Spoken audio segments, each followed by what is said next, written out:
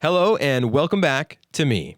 This is another episode of Under the Influence. As you may know, I was not here last week, but I am very glad to be back because this episode is super special. Levi and I get to talk about one of our favorite things, which is tabletop role-playing games, specifically the game of Dungeons & Dragons. We talk about why it's special, can Christians even play it, and why it matters to us, and specifically, what are some of the really cool things that make it unique and an effective tool for even ministry. So stick around and enjoy this episode of Under the Influence.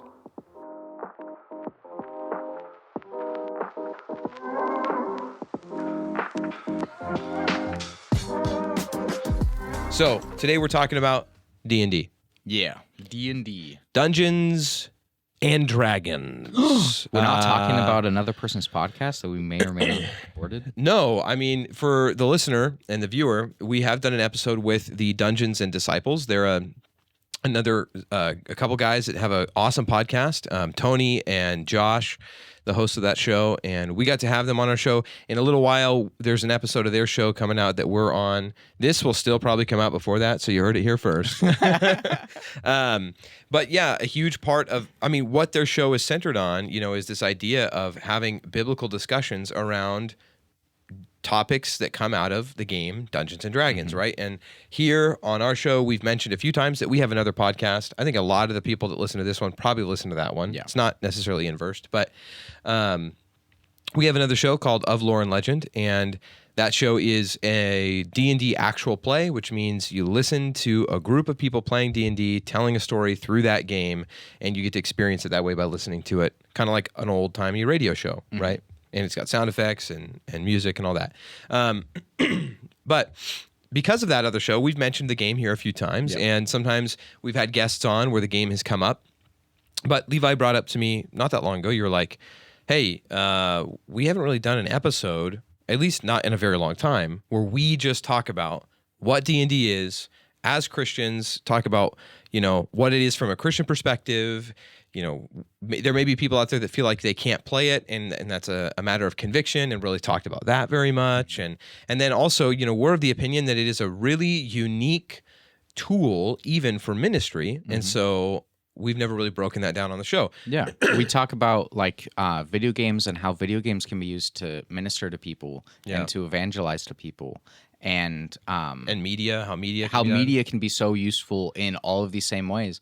But we feel very strongly about Dungeons and Dragons. And in Christian Influence, we've got one of our podcasts is entirely, like he said, Dungeons and Dragons focused. Yeah. And Yeah, it's no secret that we are fans of story and storytelling. If you need an example of that, watch our episode where we talk about Brandon Sanderson. And in that one, we do mention Dungeons and Dragons, and specifically about how storytelling in and of itself is really powerful and impactful in people's life, for good or evil.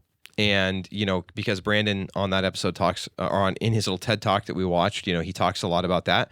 And then I think, alluded to this in that episode, talking about how a really powerful and effective medium of storytelling, Dungeons & Dragons, can do that as well. And, especially in Christian circles, it's no secret that it can be used to influence for evil, right? But we're going to talk about that a little bit more later, but just like any medium of storytelling, spoiler alert, can be used for good or evil. But first and foremost, we want to start off with, for those listening that may have no idea what D&D is, Levi, what is Dungeons & Dragons? Succinctly, Dungeons & Dragons is a collaborative storytelling experience where we sit down together. There is a world that we build characters. We play as other characters within a world that is brought before us. That is this living world in the minds of each of us at the table.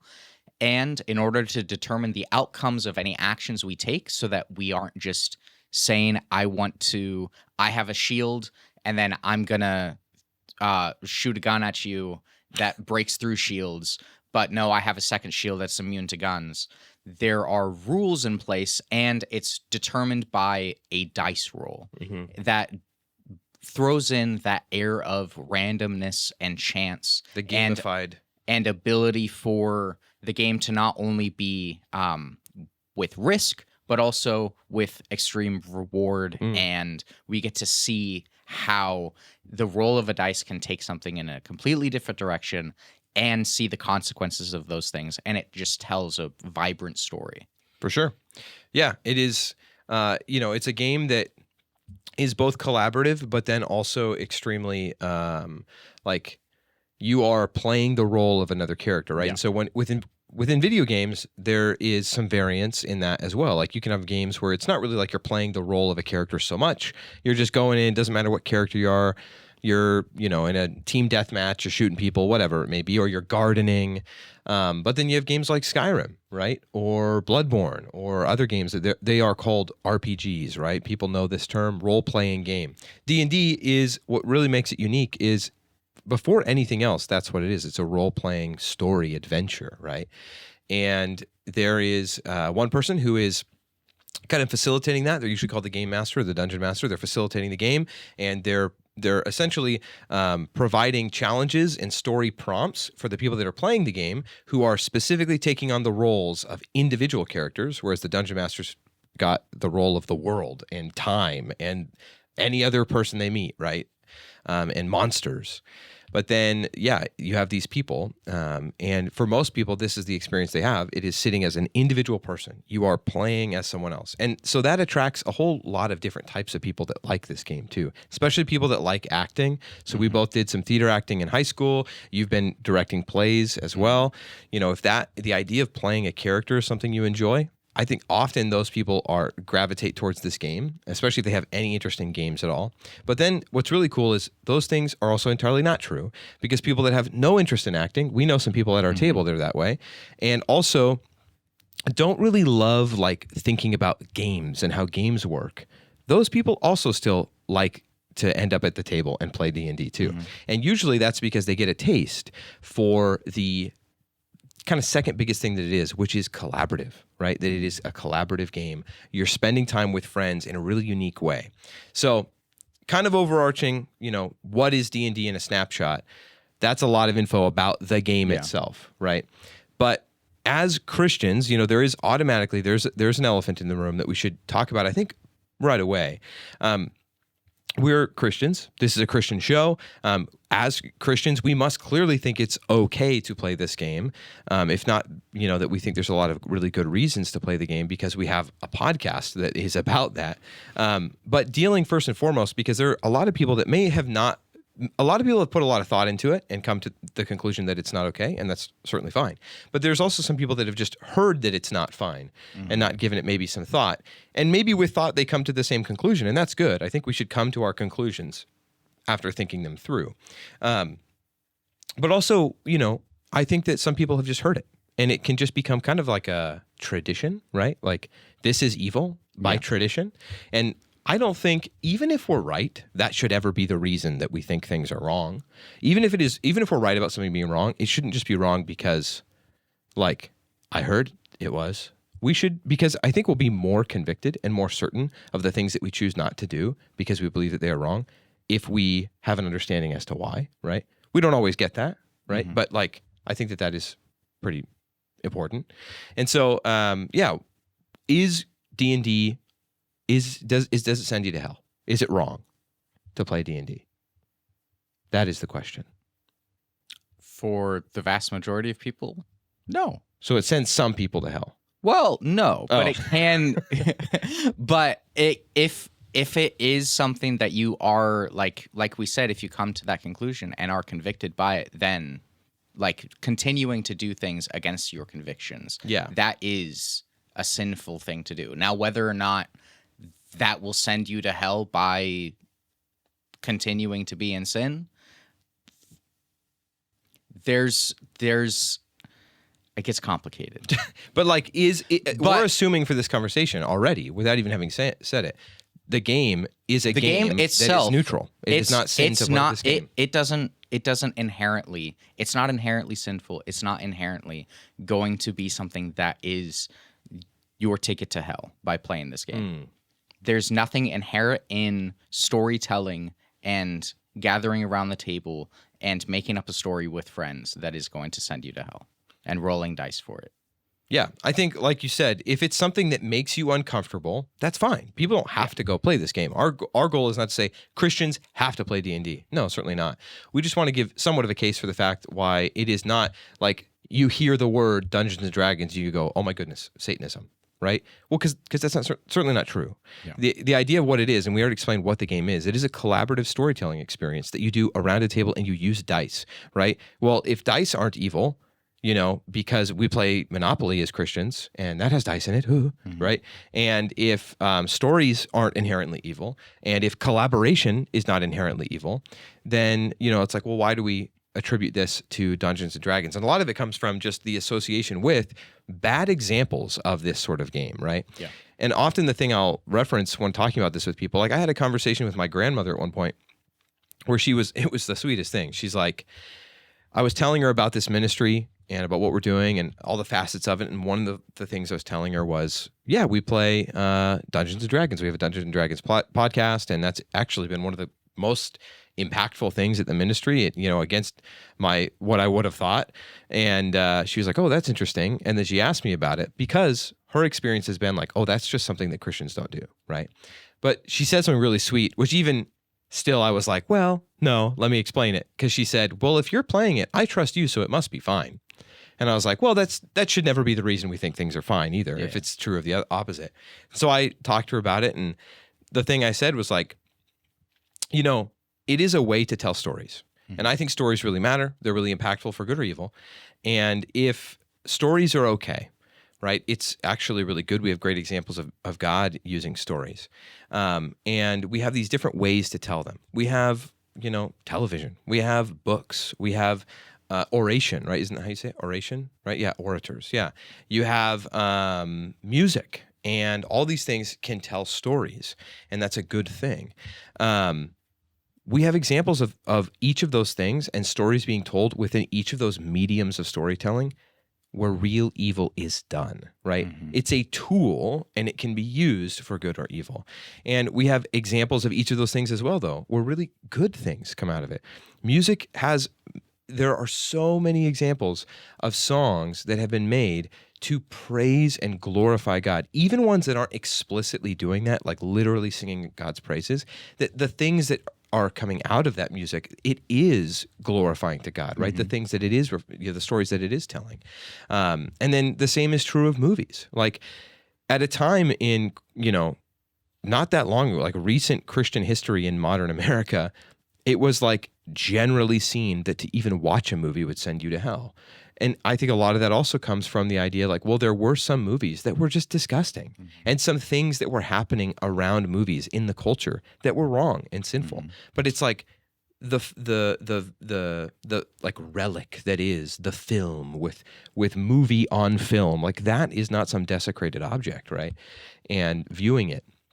But there were people that were making movies that were disgusting. Like my dad tells me all the time about some of the things that you'd rent a movie in the late 80s, early 90s or whatever, and you just heard that it was this spooky movie, but then you're like, oh my goodness, like these were like real people dying in it. Like, yeah, that's evil. It's glorifying evil, not right.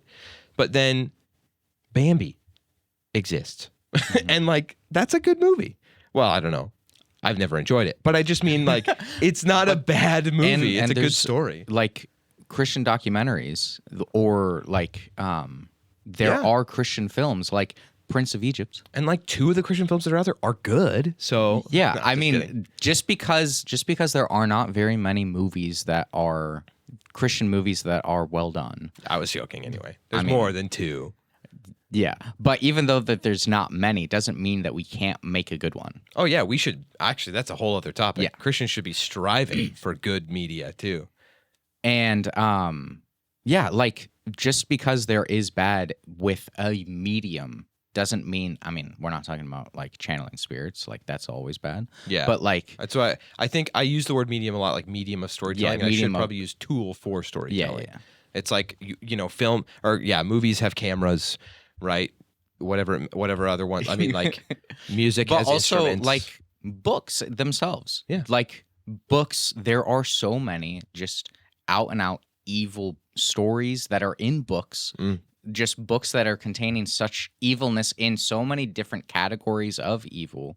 And like, yeah, But also, God has given us the Bible that was orated, like verbally, that has been made into like all of the scrolls that we have passed down, translated now into the books that we have, onto the phones that we use to read them on, and into the audiobooks and the podcasts of the Bible that we get to listen to. Yeah. Like all of these are different mediums of this storytelling that has been used to give the words of God.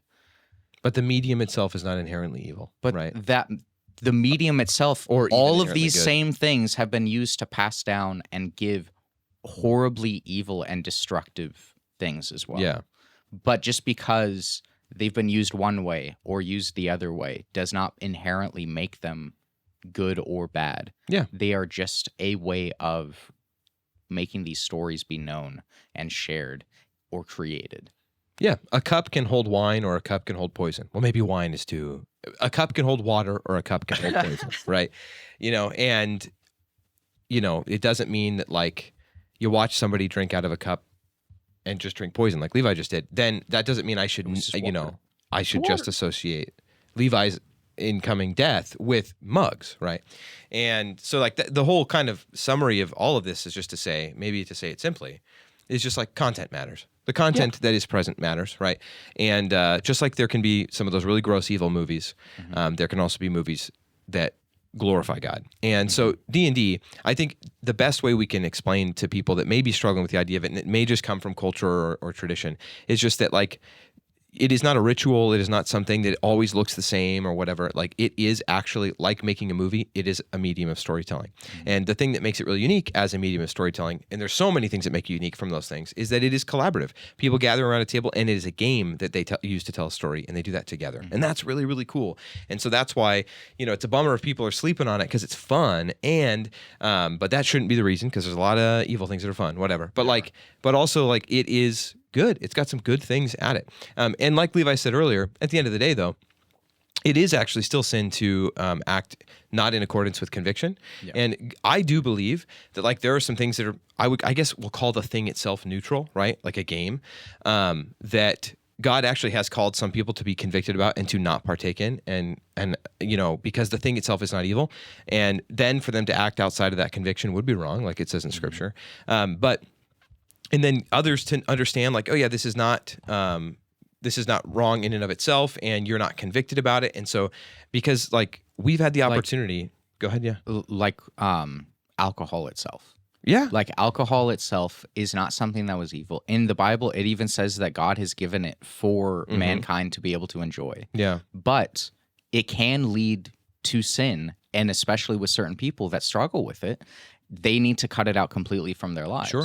Like even some people that don't struggle with it, yes, choosing to cut it out. And but just that there is conviction in some people, and in other it's not. But it's all in the way it's imbibed. If you are going out there to, parties and just getting blackout drunk all the time, that's not something that's healthy or right. Mm-hmm.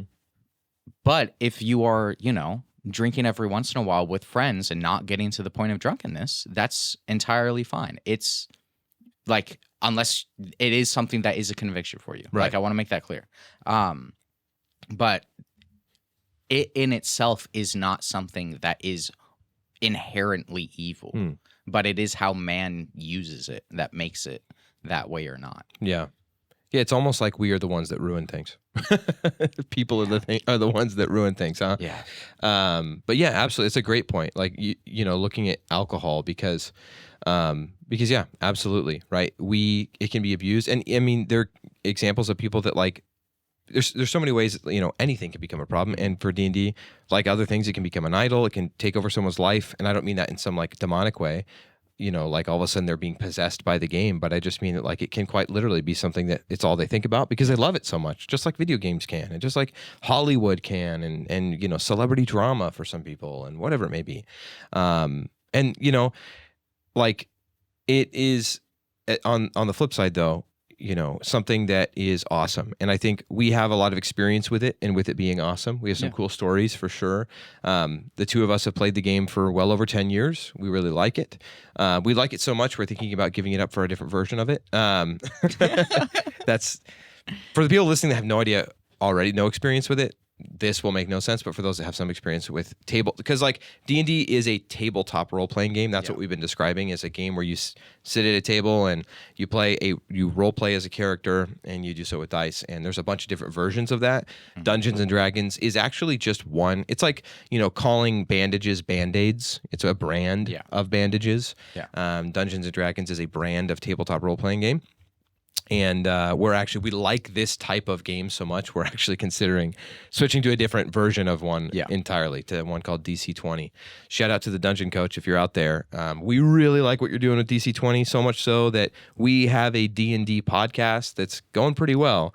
And our guys we're actually going to test out some DC-20 together. We've been testing it out. We're going to test it out again tomorrow and record it and put up a special episode at some point. At some point. Should I not commit that? Well, at some point, that special episode will come out of us testing. It may never come to light. We did test it before, and I don't think that one's coming to light. Yeah, but it was rough, but it'll be better now because I'm gonna make a story instead of just steal. Yeah. But we really like that game. So Alan, Dungeon Coach out there of Lore and Legend, may be switching to DC-20 in its next campaign. I'm willing to say that. I said maybe. Yeah. I'm willing to say maybe. Hey, buddy, let's talk. Reach out to us. Have your people talk to my people. My people is mostly just me and Levi. Yeah. Well, I mean, like my people. I don't have people. You're not my crony. Like my people is me. So if your people can talk to my people, you're going to talk to me. He probably has people. He has people. He's so much cooler than us. Maybe Alan has people. Maybe. Yeah. But yeah, D&D is fun. We've had a lot of experience with it. Now we play with like 6 other people or whatever. It's a big group. We record it, and we played a campaign of it which a campaign would be one single story, a continuous story that you play as certain characters, and whether you play as those characters not moving forward, the story continues to move forward before you close it out. And we did that one for like 7 years.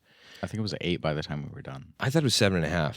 It might have been 8, but yeah, it's 8 years of playing together the same story, and same crew of people for years in the same world, creating a one vision of this one story, right? Yeah, it'd be like if you watched Lord of the Rings, but over the course of 100 sit-down sessions. Yes. Yeah. And it was much more expansive. And got even more nitty-gritty.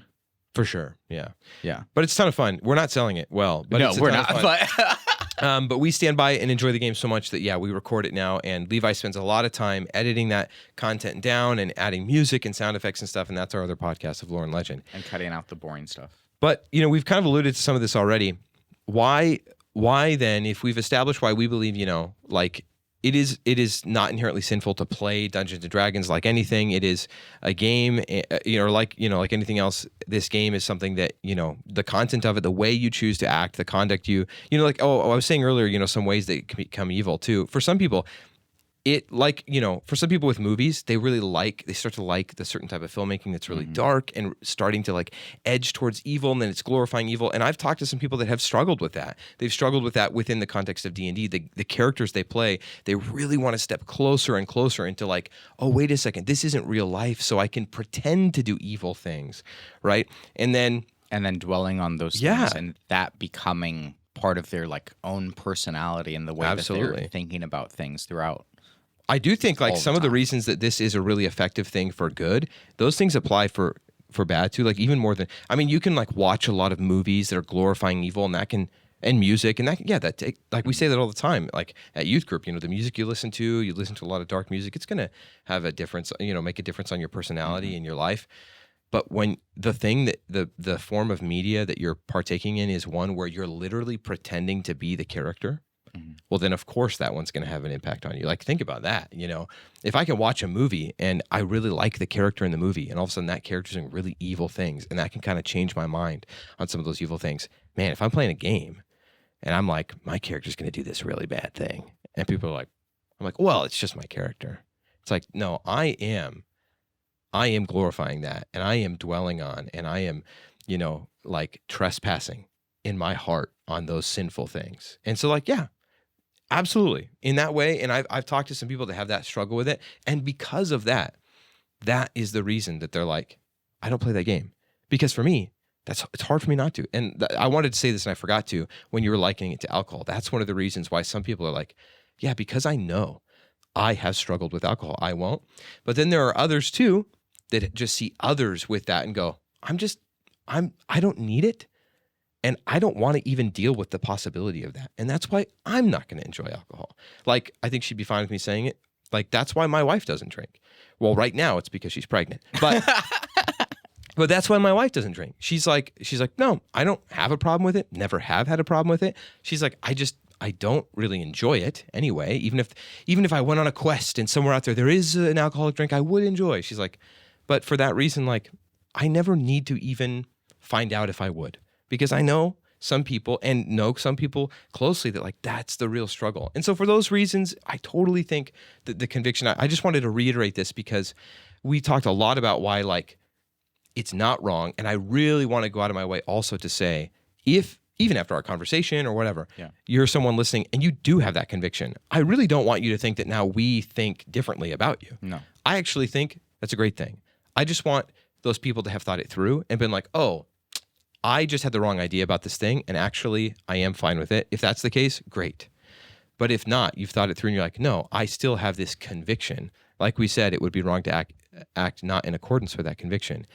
And I do also want to applaud you for that, because I do think that that is also really wonderful, and God may use that to open up opportunities, right? And I think the people that have chosen to not drink alcohol because they have a problem with it and they're choosing to abstain from it, part of the reason God has other people that do not have the problem and like my wife, for example, choose that life to abstain from alcohol is because then they can minister to those people who are choosing that as well. It's almost like when someone does something out of solidarity, right? It can become that. And that's a really cool way to see how God uses things.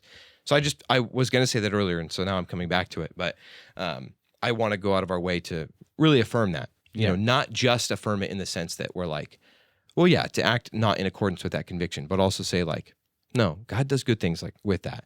And we definitely are not saying like, oh, sorry, you're one of the ones that God gave that conviction to. Well, we get to enjoy it. Definitely not. That's a good thing. And God will use it in good ways. There are things like that I have too, like that are not obviously not D&D, but other things that I am convicted about. And I'm just like, yeah, I'm not really sure if that's good or bad or not. But I have no need to step closer to that. And I know some Christians that are fine with it. And that's okay. So, yeah, but why then, I just alluded to this on the bad side. What are some of the things that make this really unique and special as a form of storytelling? And specifically, we've seen within, like, how can we then also pivot that into like a ministry context? Because at our ministry, we are using D&D in some aspect, and there's other ministries using it in different ways as well, in really cool ways. So, yeah, what are some of the ways that this is really unique as a medium of storytelling? And then from a ministry perspective, how is that beneficial? Well, like one of the huge things about it is that because it is a collaborative experience, you are meeting with these other people.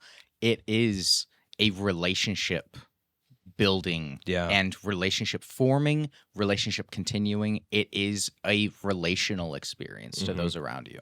Like so many of these things that we've been talking about before, it is all about the people that you are surrounding yourself with. Like, you know, that's true. These friends around you, these people at the table will have an influence on you in a different way than they might like regularly. But like, this is a time where you are gathering together, and there's so many benefits of gathering together with people that are good for you. Yeah. And also you can be a light to people in these moments. Like, but it being relational, you are going to getting to know these people better and being collaborative with all of these people around you. It's a really cool experience because like I've dabbled in like writing, and I've dabbled in like having a writing group. Like we gather together and like talk about the stories that we're making and like sharing stories with one another and then like helping each other like write these things. Yeah. But how D&D is separate in that is that you're all writing one story together and it's all happening at the same time. Like we're all working towards one goal, or it might be many goals, and we are like that story is being expressed in a different way. But it is like working together with these people, and it all relates like it's all about the people that are at your table. Like with so many of the experience that people have, because for the game to even work, it actually demands collaboration. Oh yeah, So like it's something that it can't be a solo focus. Yeah, if people won't talk to each other, or if people don't work together, or if people are just ridiculing like somebody in particular, like it doesn't work. Yeah, I mean, it works for us. We ridicule you in particular a lot at the table for the way you roll threes, and it's still working. But I'd say, that is an exemption to the rule. No, but like that. Just kidding. Just that, like if everybody around the table just hates one guy, or if there's entire sides of the table that just won't talk, don't like each other, don't want to be around each other. And also, like, a way that it demands you collaborate is like by not making it a solo focus on just you, like the things you want. Yeah. It is a game for it to work well, that you're putting the spotlight on other people and lifting them up. And if everyone's doing that, that's the best version of the game that happens, rather than everybody trying to just do what they want all the time. Yeah. But being like, hey, and that's a Christian principle, like building one another up, right? And not focusing first, like in Philippians 2, not focusing first on what you want, but the wants of others, right? It's cool because that game, even from a non-believer's perspective, I watch a lot of D&D YouTubers, and the vast majority of them are not believers, if any of them, and they talk about this all the time. It's really interesting to see. Like they're like, it's the game works the best when you're playing it and you're sitting there, you're playing the game, and you just are always thinking, actually, like, sure, you do you got to have some things that you want. But man, if the thing that you want is just to see other people have a good time, and think about it, if everybody's doing that, it's the best game. And I'm like, that's called Philippians 2, buddy. Like, basically, like, that's God's intention for the church. And so I think in a cool way, Christians should and probably do have the best D&D tables out there, I think. And like, because within it, you are playing as these different people, and each of you have goals in mind for your character, or things that you want to be able to experience with your character or do with your character. And not only you have that, everybody does. So if only you focus about, I got to get my things done, I got to get my things done, I got to get my things done, it doesn't give that to the other people. But if you are in a mindset of collaborating with everyone, which this is why I say it over and over whenever I talk about D&D with anybody, it's all about the people that you have at your table. Mm-hmm. Because if you are coming into it with a collaboration mindset, with like actually taking these things seriously, exemplifying the things of Christianity, you can build an incredibly cool story where, okay, this time, we're going to help this person try and do something. Yeah. And it's like real life in a way where, it's not just about you. And you can't live your life exclusively about you, because we have to be living our lives for Christ. And Christ was a servant to those around him. Sure. Helping others, building each other up, carrying the burdens of one another. At the table, we get to we get to practice those things. Yeah. You get to tell stories that and Christians love those, like movies that are about that quality, that character. Like those are stories that we say, even if they're not made by Christians, but those are stories that we as Christians claim. We're like, hey, yes, this is good, right? This is good and right. And so you get to do that. But even in not just in the fact of like the story showing that, like what your characters do, but like the experience of playing the game, that's an integral part to it. Yeah. Which is cool. So it's like practicing that even, which is why I think it's great for kids and teenagers and stuff, because like, you can tell them like, oh, your character should do the thing that is showing self-sacrifice or whatever, right? And then they can do that. But then also like the way that they treat the other players around the table, it's like it's a good opportunity to practice those skills of being like, oh, this isn't about me. Hang on, sorry, what were you saying? Like that. And when you are in this kind of situation, like if you're playing a video game or something with your friends, and you end up doing something and it gets your buddy killed because you were Sure. trying to do your own thing. Or in a basketball game, you hog the ball. There's like consequences, but they're like more minor. Like you can reset the game, you can reset your ball, and There's going to be another basketball like game. it's not like when we in real life fully are like, hey, I'm going to entirely not care about you at all, let you just like eat dirt while I go on to do all of these things. I'm not going to help you out in any of these life scenarios or whatever, or like relationally with any of your friends. There's real life consequences. And in Dungeons and Dragons, the way that it works, and for other TTRPGs, it's not only Dungeons and Dragons, but we talked about that earlier. Doesn't matter. It's the Kleenex term. When we were at the table and we do something like that, there are ramifications. They are divorced from our real life. Sure. So we don't have long-term, fully actualized, what is it called? Oh my god. Consequences? Yeah, consequences. We don't have actual consequences on our own being, but there are consequences to this story that we are telling and are a part of and are all invested in, that you just can't go, oh, I'm going to take all that back. Like this is a like it's like in real life, but you are in this other world that you get to practice these things out, and there are consequences for your failure and there are rewards for your success. And I find it way more meaningful in this form of storytelling and in like playing games with one another than in other ways of life. And the ability to practice these things in a way that is real while not real. Yeah.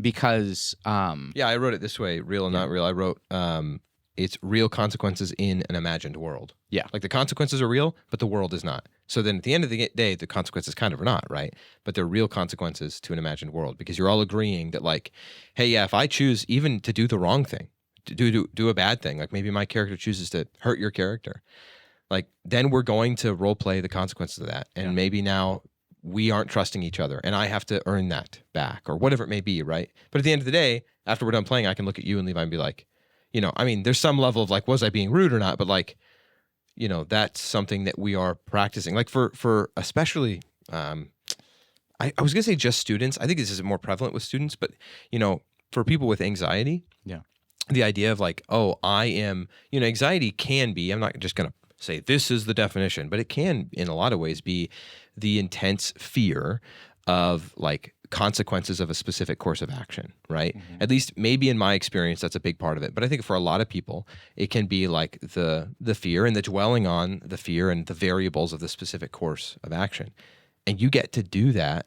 You get to like test, and it's really cool. There's some interesting studies that have been done on this sort of game of talking about people that, have crippling anxiety in life. But then when they played this game, after a little bit, they're like way braver because you are able to kind of separate it in your head, but you still get to learn and experience. Because that's one of the really sad things about the vicious cycle of anxiety is like one of the only real ways to get out of that is to then experience it, to experience that things will still be okay. Even if you make a mistake on the wrong course of action, whatever it may be, things will still be okay. And then when you just stay in that trap, then you kind of almost never get out of it because you're never trying. But with this game, you can try, and you can fail, and that can hurt. But then it's still a game. I can step away. Yeah, but then you can see it both ways. Yeah, I've had experiences at the table where I did something, not really thinking about it, and was like continuing down a certain set of actions, and then there were huge consequences, and I was like, oh no, and I felt like I was like down in like the pit while I'm playing this game, and then I used it to think about in real life, and I was then like correlating, I should be more mindful of these things that I'm doing in real life because I didn't even realize how that kind of action was affecting people around me. Sure. And like thinking about people in a different way because I experienced how people reacted at the table from the actions that I was taking. And I was like, cool. oh no, I I should be more mindful about these things that I act or say or do, and take them into more account, because they were able to express how their characters would feel to that happening to them. Yeah. And then I was more mindful of thinking about people that way, even beyond just like not acting in that way. Yeah.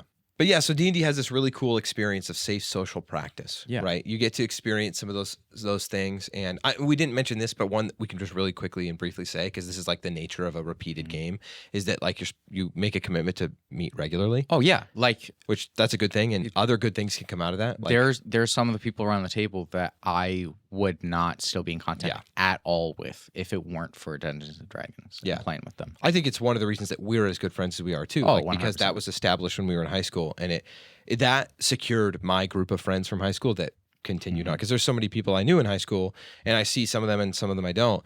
But then there's a core group that I'm still rolling with, Yeah. you know. And it's like probably because we play these games, right? And so the regular meeting thing, and then also, you know, anytime that begs the question, like anytime Christians meet, what are some things that we should be doing? And so like we should be, you know, spending time in prayer together, and like that's just one way that we've tried to add even more purpose to that time. Yeah. We start out each of our games before we play. We go around checking in with prayer requests, and then each of us going around the table and praying about not only the prayer requests but also the time that we're going to be spending together. Yeah. It's you know, it's like I've heard people talk about that too and say like, well, that doesn't sanctify the time and give it purpose. You know, there's other things that give that time purpose. But what that does do is that is us trying to remember that, like, first and foremost, like in all things, this is a fun thing that we get to do. Let's give God thanks for it. Yeah. Right. And I think that that's great. Because it came out of that conversation being like, wait a second, we're believers. We're getting together to play a game, but we're believers getting together. And when believers get together, we should give God praise. You should give God thanks, right? So that is another nature of the game that does promote this whole section was about building relationships, right? All those things we kind of talked about help to positively build relationships. These things matter when we're talking about collaboration. You know, Ecclesiastes 4:9, right? It's better, two people are better than one. All of these things, like we are created beings, created to be in relationship. And it is a game that uniquely fosters relationship and good relationship well. And so that's why, like we said earlier, Christians, their D&D tables should be the best, and I think are probably. Sorry, non-Christians out there. We've got something, you know.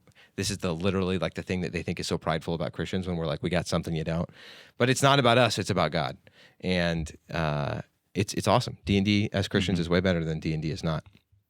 Okay, another reason why D&D matters, like why D&D is a unique tool for ministry, is because storytelling is powerful. We already talked about that. This is a medium of storytelling, and storytelling really matters. Like Jesus used parables to illustrate truth to people for a reason, right? Because story is impactful. Story is really incredible at conveying a message to people and helping them to understand something. Like you can say the truth and it can be truthful, it can be even understood, but a story that exemplifies said truth is often much more understandable for most people.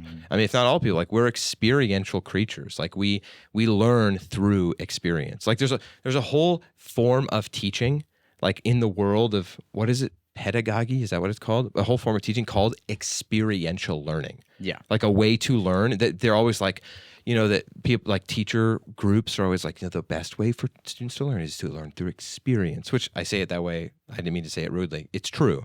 And this is another example of why it's true, because it's like the things that you do in the game, you're pretending to be the guy. So it's in a way, like we always say, you know, it's not like when we finish a game and we're talking about like, oh, the best moments we ever had in our story. We're like, remember when our characters ran across that bridge and one of them fell and then that other character? No, we always say like, man, and remember Levi when Levi fell off that bridge and Lexi managed to pull him back on the bridge? Like it's a thing that we remember as an experience, which is really cool. Something that I just like got brain blasted by, like Jimmy Neutron. I mean, that's a reference to Jimmy Neutron. But so God is a storyteller, right?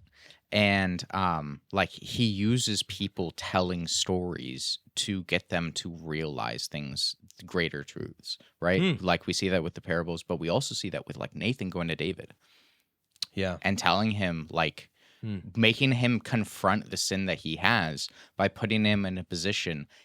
Here is one guy that has all these sheep. Here's one guy with one sheep. The guy with all the sheep takes the other sheep. Now, what would you do in this situation? You're the king. You get to exact justice. What is the justice that needs to be met on this guy for stealing the sheep? Oh, he needs to be killed? Okay, great. Now realize you are that guy. And that story is, Matt says this all the time. Like when he was teaching me, he's like, "Oh, you're going to be the youth pastor. Let me mentor you." And he was really he still is mentoring me, but it was a more hands-on thing at the beginning. He was like, messages, especially youth group messages, but all messages, do this is that. And I was like, do what? He's like, just do this is that. And it sounded like it's such a funny sentence to me. But this is that teaching is like a very well-known thing, right? Especially in ministry, like saying, oh, this thing, that is this thing, right? And you just walked me through it.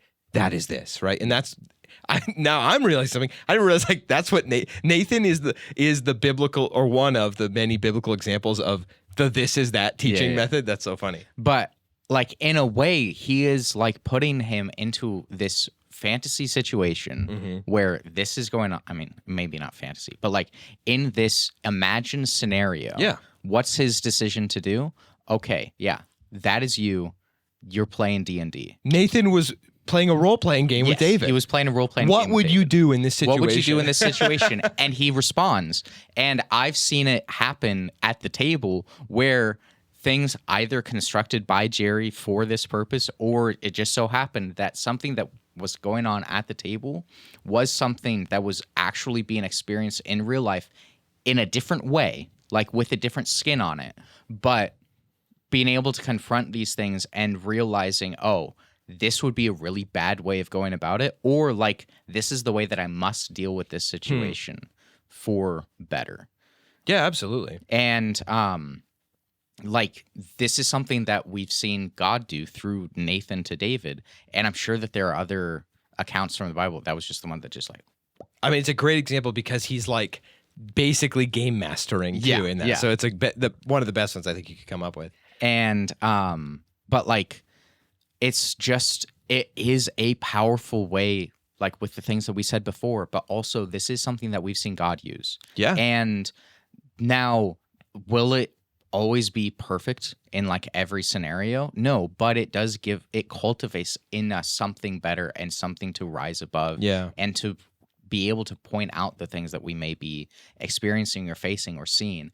And it also can be a great way of sharing the story of Christ and redemption, and being able to see that like just re-experiencing grace, and being able to say like see Christ through this new, like through specific, like new events. New right? events, yeah, absolutely. Yeah. You know, and also like for others, even just participating through watching or listening, you know, because sometimes that's happening between two, maybe a story is really happening between two players at the table, and the other players just kind of enjoying it, right? Maybe something's going on, but then like through that, like you may not be the one doing the this is that sort of storytelling, but the other people then just listening, just like how when we read that story, we experience that, right? And it's really cool. And so one way that we've gotten to be really encouraged, God has given us this, and we've faced a lot of discouragement with our D&D podcast, especially at the beginning, whether it's just because we felt like it wasn't good enough because of the audio, or also me at the beginning just feeling like, am I just justifying doing this thing I like by saying I'm doing it for God because I'm doing it under the Christian Influence Ministry label, or even the discouragement you have felt in like just sometimes in the editing, like does it really matter? All of that, God has time and time again encouraged us by bringing people in to our community at discord.gg/Christian Influence, and where they've gotten more involved in Christian community online and made new friends and been a part of events like Bible studies. But those people have come there and told us like, hey, we love this. Well, that's encouraging. That's great. But then beyond that, going, actually, it's made me think about my faith. Like that time when Cephas did this thing and Venora did this, and this person gave this thing up for this greater good. It's like, we know that you're telling these stories and doing them this way because you're Christians trying to exhibit Christian values. And then when I listen to it, because I'm invested in these characters, that made me think about my faith. Yeah. It impacted me in that way. And hearing people say that, I'm like, I would never have been so presumptuous as to say, if anything, the most presumptuous I would have been would be to say, hey, we're trying to show that Christians can play the game and try and play it in a Christian way, trying to tell Christian stories that matter. But I guess the natural extension of that is, well, then therefore, if we're succeeding in that, then some people will be impacted by those stories. But then hearing people say that, it's like, it blows me away. And that's something that only God can do. Like, to say that we're playing a Dungeons and Dragons game, recording it and putting it up there, and people are like, yeah, that made me a little convicted and made me think about my faith in a way I hadn't before. It's like, oh, what?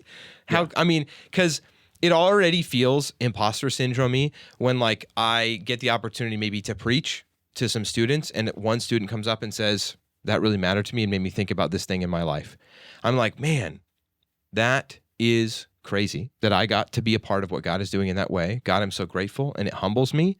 But then at the end of the day, I can still look back on it and go, like, not in a prideful way, go, well, but the thing I was doing was preaching and teaching. So it makes sense that that action ordained by God, like blessed by God, would do that. But then when like other things happen and it's a game, it's like, that's crazier. Yeah. Right. And cool. it's something that we have invested time into and are invested ourselves into, like these characters in this world that we've been going through, and to seeing how just by having us played the game and like experience it, and like at times we're just having fun. We're not always getting like, oh, this is something that I'm going to be using for the rest of my life. But there are times in it where recounting the story to other people or talking to other people about it, where it can affect them, because not only is it collaborative storytelling at the table, but it also is forming a grander story that we can then talk to other people about. Exactly. And it's also great. just in world building alone, because like I've started to homebrew my own world for a D&D campaign that I am hopefully going to be able to run at some point again. But I've been able to think about my own faith, and because like in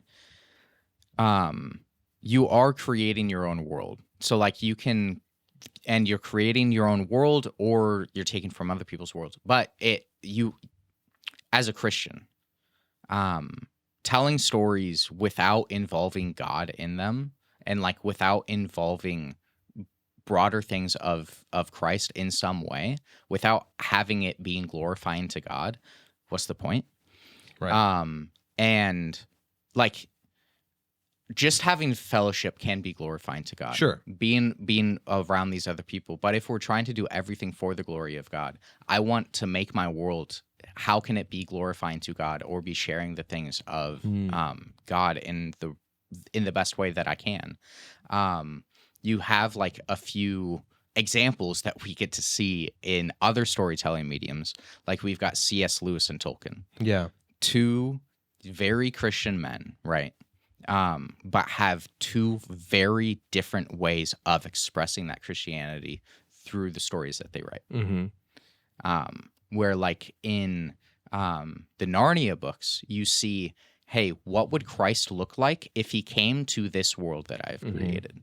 What is Christ in a world that has walking and talking animals and has this kind of magic and is this way? Well, that's Aslan. And then we get to see Aslan coming and dying and coming back from the dead. And we see God coming in as Aslan, this Aslan figure coming in at these moments that he's needed, not being there, and people like wondering why, but we get to experience that in our own life. And there's so many just like one-to-ones, but also, or parallels, or all of these ways of seeing Christ in this story. Yeah. Because he's written it where this is what Christ would look like if he had come to save this world. And then you have in like Tolkien, he has his entire mythos and pantheon, the way that everything has been created. It's very, very cool when you get really deep into it.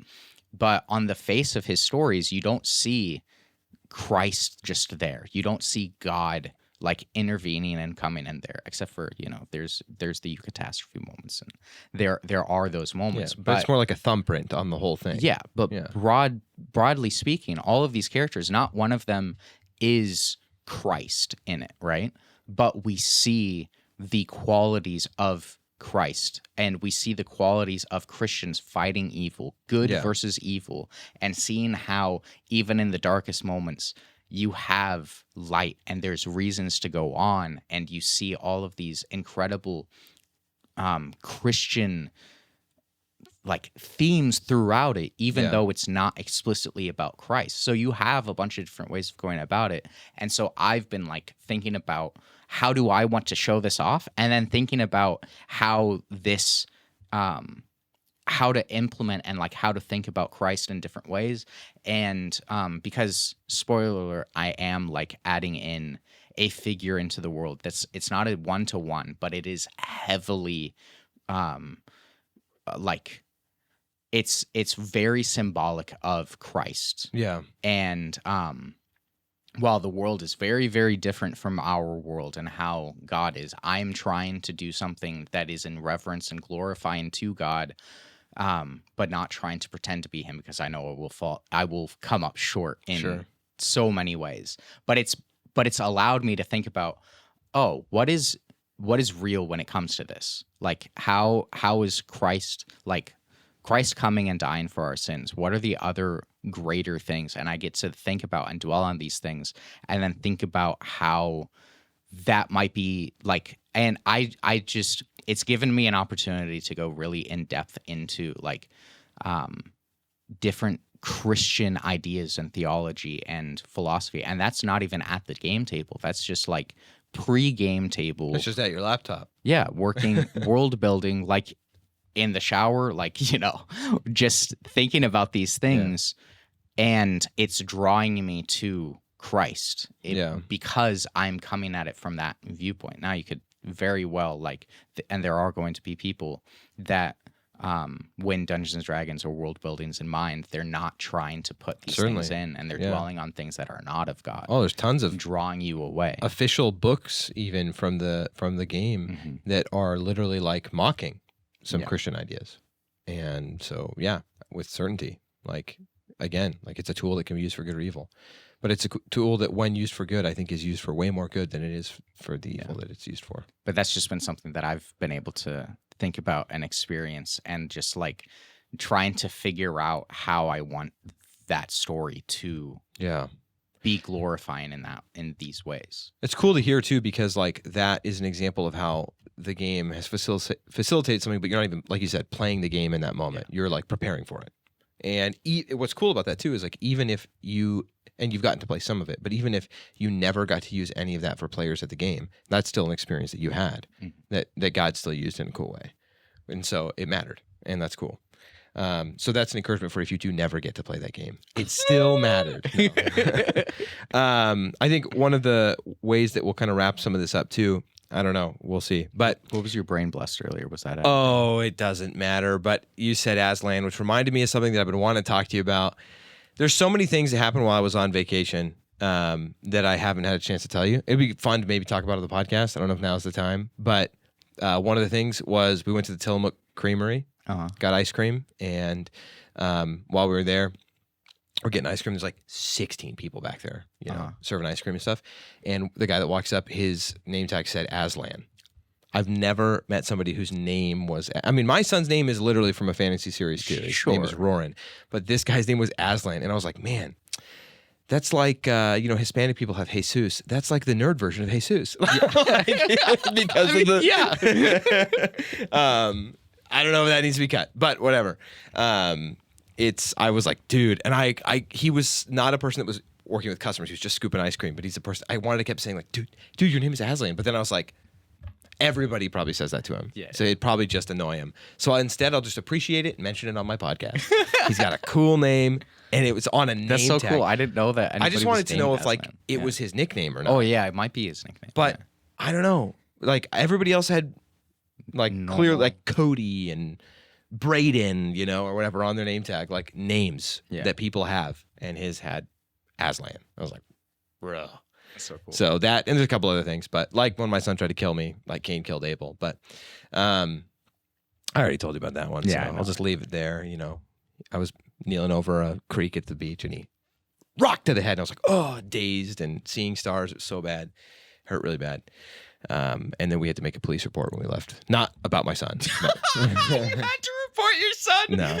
You're not even 2-year-old son. No, to the no. police. We did leave the beach though and had to make a police report. It was kind of scary. But I actually don't think that one's worth mentioning on the podcast. But Okay. it was, I'll have to tell you about it later. Okay. It was legitimately creepy and we were not sure what was going on and never heard anything else about it. But Okay. it was interesting. So it was an eventful trip to the beach. But the last thing about, I think the last kind of section we have here about D&D is, you know, at this ministry, unless there was something else about, we never really said the thing that we said on other episodes, which is why storytelling matters. Like you did allude to the fact that God is a storyteller, but God being a storyteller, and we've said this before, you know, we as Christians should be chief among storytellers. We should be. And so for all the reasons we said that storytellers can be used in those cool ways as Christians should care the most about telling stories because stories can draw in people. Like Jesus drew people in to make truth claims through stories, the parables. And so like we were saying too, with the podcast being something that's caused people to think about their faith. Also, there are people out there that are not Christians that have listened to our podcast. And I think it makes them think more about it too. And like Narnia has been used in that way. Non-believers reading Narnia and then being like, hold on a second. I'm experiencing this story that I've just gone, organized religion and rejected the gospel, which is the real version of it that matters way more, has made them go, hang on, maybe there's something more to the gospel. And then they realize like, this is the real version of that. Yeah. And then they're confounded by the fact that it is grounded in truth. And then they come to believe. Because Narnia is like the gospel story in just with swords and magic, you know? Yeah, swords and magic in a different world. Yeah. And so, yeah, true, because the gospel still has swords and magic in it. But, but yeah, it's in a way that, you know, unbelievers are not necessarily going to look at the story of the gospel like that's the type of story I like because they're not believers. Mm-hmm. But then if it's reskinned in this other way and they get invested in it, as long as it's being pointed back, then it can be used in that way. It's really cool to see that. But then, yeah, moving from that, you know, we basically glossed over the thing that I would have wanted to talk about the most, but I think it's because we kind of already did, I guess. But one of the reasons why D&D is an effective tool for ministry too, and this might sound funny to just sum it up in this way first, but it is because it is culturally relevant. Does not mean that as believers we should just be chasing every culturally relevant thing to the world and then trying to use it. You're like so cringy already, right? Pastors do that sometimes. But then also like, because sometimes things that are culturally relevant are glorifying evil, right? And so maybe the way that the church does use that is by just knowing that what that thing is and combating that thing, right? Speaking against that thing, right? I think that is actually better than us just ignoring those things. Yeah. But then there are these things that are culturally relevant, and when they're culturally relevant and they are attracting people, lots of people, if there is a way that Christians can see how to use that, and like that is the entirety of like not just ours, but gaming ministry. Like we say it on the podcast all the time. The point of what Christian Influence is doing is that there is a generation of people, an entire generation of people who are terminally online. What are they doing online? X, Y, and Z, these things. How can we identify that where people are on the internet? Well, they're, you know, the places they are, they're playing video games, they're listening to podcasts, they're spending time in community like Discord servers, all these things. How can we then invade those areas and bring Christ to those areas? Well, we can host Christian game servers, game tournaments. You know, we can have Christian clubs that play video games together and then bring people into them. And we can have Christian podcasts. Well, people love D&D and D&D podcasts. We can have a Christian D&D podcast. Mm-hmm. And then from there, bring those people into Christian community. And if they're Christians, plug them to churches. But if they're not, impact them. Like if they're not, speak the truth in love to them, proclaim the gospel to them. And we've seen it work. And so the reason why, you know, those things are being identified though is why? Well, we always say like we want to go where they are, and those things being culturally relevant, that's why those people are in those areas. And so if Christians are identifying that with video games, you know, I had an opportunity to talk about this at one of the multiply schools. It was just like, you guys already all know this about video games. Just in case you didn't know, D&D is culturally relevant, and you're here talking about culturally relevant things and how you can use them for ministry. So it's one that you should consider. Doesn't mean you have to use it. Like there was a guy right after that was like, I'll say his name, Wilkie, walked right up to me, and was like, hey, I really appreciate you being here. And I was like, thanks, man. He's like, and I love everything you said, but I don't care about D&D. I want you to know I won't be using it at all. As far as I'm aware, I won't be using it at all for ministry, but it's not because of you and you did a bad job or anything. I think you did great. I just don't care, or whatever he said. It was so funny. I'm not at all a bad thing. It was hilarious that he said it, but it was just cool because like he is somebody that's not interested in it, but he was nicely saying like, but I get it. It does matter, and I'm glad you're doing it. That was one of my favorite experiences from that. But so shout out to Wilkie, dude. I love Wilkie. Like we got some great time to spend together last time at Multiply School because we were both working with it, and we had some great conversations. He's a great guy. Love him. Yeah, and the other thing with it is that like people there's so many people that are in the community that want to just play the game but don't have the opportunity to. Yeah, so you can serve them.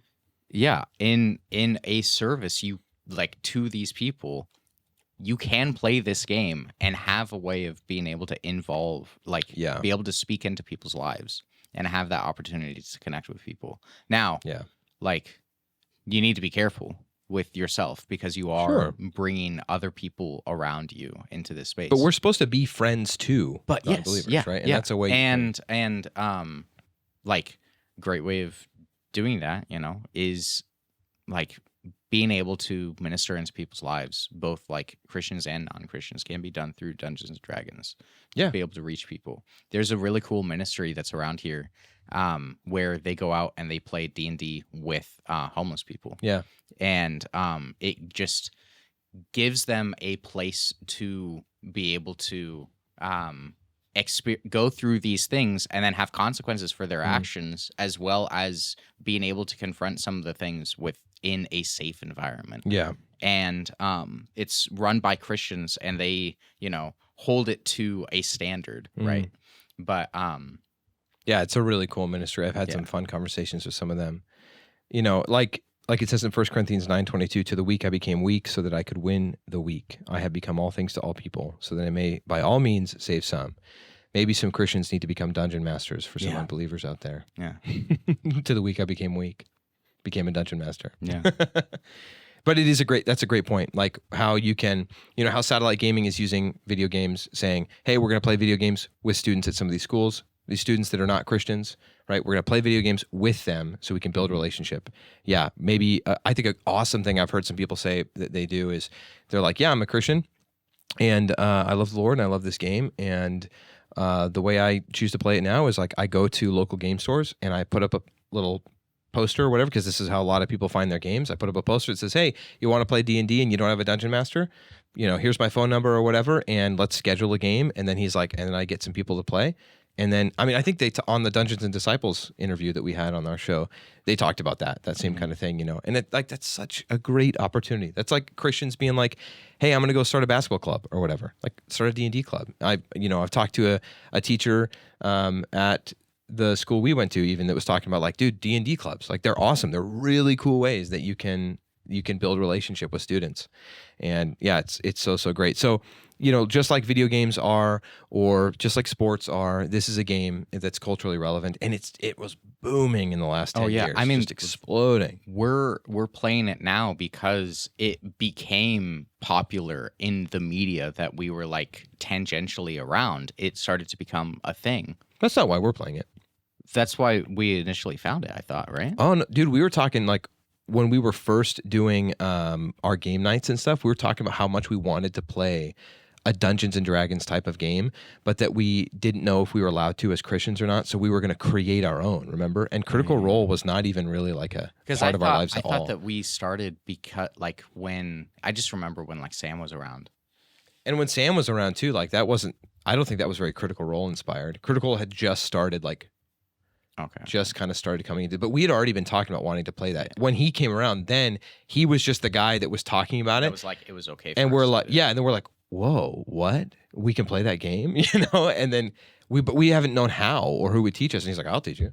Yeah. But I do think it still played a part in why but, we like, stuck around with it so much. But like it did become influential in our lives, Oh, like because for we started sure. watching it a ton. yeah. And like it's was like popping off right when we Yes. started playing. So that I definitely do think it played a part in like it like made us more excited about it and made us want to play it more for sure. Yeah, I'm not arguing that. I just do remember I got into Critical Role after already playing the game, and then I was like, this was like the pros. It's like I play baseball or something or football and I like it, and then I'm enamored with the pro version of like the players of that. But it is a good point. Like that, you know, that has made it explode. People love it. It's bigger than the game has ever been, or at least maybe it was. It's kind of on a teetering down thing now, but yeah, it's culturally relevant. People love it, and people will continue to love it. And so, you know, if we say this all the time, you know, identify where people are and go there and bring Jesus, like, and be Jesus in that community. Like, this is a way you can do that as Christians. And so, yeah, I think that's kind of like the end of what we had here. I was talking about in our interview with Dungeons and Disciples that like how we go about like reaching people online. A lot of it comes down to it might have been in their interview of us, but what it comes down to is like so spoiler alert, I guess, is relationships with these people is what allows them to break out of like the mask that they put on. Yeah. D&D can be a great way of being able to build relationship with somebody that would otherwise be closed off, but it gives them an outlet to be open because they're playing somebody else. And then as they're playing and building relationships with other people, you can deepen that and be able to, you know, explode into like a way of ministering into people's lives. But not to say that you should just go out there and play with, you know, non-Christians all the time, like as your only experience of the game. Because like what I said before, like who you're playing around matters. Yeah. And if you find yourself be wise at a table that, and discerning, you know, you feel icky by, then don't continue staying there. Yeah. Absolutely. But like it is something too that, you know, we recognized in our life and at a very different part of our lives, but still like a part of our life where we're like, oh, we have a buddy who we're kind of around a lot, and I was around more, and we've talked about it on the podcast, but Jarrett, who needed friends, needed Christian friends, needed Christian influence. And we're like, you know, Christian influence before it was Christian influence, needed a Christian influence in his life. We're like, how can we help? And he had heard some fun examples of the game from us before, and we're like, maybe he would like it. And we brought him in. And yeah, I can absolutely say, because he would say the same, that God has used that in his life. And God has used a lot of things in his life, but one of them was getting involved regularly with a group of Christians. And the thing that those group of Christians were doing regularly, it was playing D&D.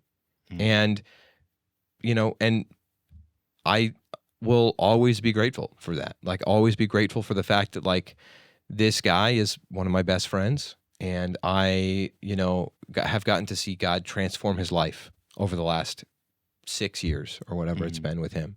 And that's one of the coolest things ever. And the thing that God used to keep us together is this game. And so it'll always be special to me. And I'm very grateful for that. So, you know, again, like you said, this isn't us saying, so all Christians have to go play it. No. But it is. And it's also not saying that if you still are convicted, like, by this game, like, don't just play it for the sake of playing it. Don't go against those convictions. Like, and God does change convictions sometimes. Yes, but he may not. God can change convictions, but like, be listening to the Holy Spirit in your life. And if nothing else, you know, this whole episode, what we wanted to talk about too is like because there's just subtopics within the topic of D&D that are relevant to the Christian life. And I think we covered those well, you know, about building relationship and all these things. And this is just something that can do a lot of those things well. And if it is done for the glory of God. And that's the thing, right? And our theme for this season is commit your future to the Lord, right? And so, you know, all the things that you do, commit them to God and do all that you do for the glory of God, like it says in I believe, Corinthians. I had it right here. Let me find it real quick because I would like to read it. Oh, I already closed the show doc. What a scrub. Oh, I've read it. Here it is. I opened it. It's 1 Corinthians. He's got me. 10:31. Thank you. 1 Corinthians 10:31, and it says, "Do all things for the glory of God." Right? I mean, that's 1 Corinthians 10:31b. But do all the things that you do for the glory of God. Thank you. And also, for you, dear podcast listener and viewer, we have somebody else producing out in the producer pit. Do you want to introduce yourself, or do you want us to introduce you? You guys got it. That was pretty much it, though. Yeah. That's our summer intern, Braden. Hi, guys. Make sure you leave a comment down below welcoming Braden, and go welcome him in the Discord channel or Discord server, discord.gg/Christian Influence. But I think, with that, we'll wrap it up with what we were saying, which is just do all the things that you do for the glory of God. And this is something that maybe you're a Christian that is playing D&D, and that's what you needed to hear, is that it is something you can use for the glory of God. Yeah. And maybe you were like me when I was playing it a lot and I was watching a bunch of D&D related media, but I was really growing convicted that like this is something that has like kind of taken over my life, and I started cutting a lot of those things out. And I was like, and I can't see how God can give this any purpose. And he did. And he really did. And it's cool. And so maybe some of those ideas you like, go to a local game store. But like Levi said on a recent episode, and we try and say often, anyone can do this. Anyone can change the way that they play games and use them for the glory of God. Anyone can use games as something, instead of them just doing and vegging out with, instead it could be something that you use to impact people and find gamers of peace and all of that. And tabletop games are certainly not void of that opportunity. There's an entire ministry dedicated to it called Love Thy Nerd, right? And so, if we're doing that and doing all the things that we do for the glory of God, and we're thinking about that, we should be thinking about that with the things that we do. It's like, man, maybe it's not something, and I liked what you said earlier, and I forgot to say this, but, one way that it's not as if, you have to be like, man, I've got to put a Jesus figure in this story or whatever for it to glorify God. For some people, the thing that brings glory to God with their game is that it's not an evil example of the game, and they are getting together in fellowship with believers, and that is what is good about it, because that's part of what makes sports good, and it can be a fellowship opportunity. But then the counter to that is, I do think as Christians that because we love God, you will find that those things do actually get more fun and get richer. Like, it shouldn't be born out of guilt. Like, you're hearing us say this and you're like, oh, I guess I got to find a way to make my Cyberpunk 2020 tabletop game have Jesus in it so it's glorifying. No. It may be glorifying to God because you're getting together with Christians. That's great. But I will just challenge you with this. I do think you'll find it more rewarding. Like Levi was talking about with his world building. If you do find fun and clever ways to exemplify Christ through it, because I've been finding in my life, as God's been growing me and changing me, everything that I choose to go, hang on, how can I rethink this so that it just even more boldly glorifies God? Those things get better. They always do. And it's a no-brainer because God tells us to glorify him. Like, that's what we were created to do. And when you do what you're created to do, things are so much sweeter. And so maybe that's the thing that you need to be challenged to think about is, yeah, it may glorify God because it's your fellowship with Christians or whatever it may be, and that's a good thing. But maybe just think, what if I add another layer? Because it's always sweeter. So, do we have more we want to say? No, I think that's good. All right. Well, thank you guys for listening. Thank you for being here. If you want to get more involved, like we already said, go to discord.gg/Christian Influence. You can also email us. This is something that we've heard from our friends at the Dungeons and Disciple podcast, and we've been meaning to mention on this podcast for a while, and we have it. You can email us at media@christianinfluence.net. And we would love to hear from you. If you have questions about the show or maybe topic ideas, or you want to just get in contact with us, whatever it may be, you can email us there and leave a comment down in the doobly-doo. But we'd love to, the whole ministry is about getting a Christian community. And so join the Discord. That's the best way you can do that. So, all right, we love you very much. Roll the outro.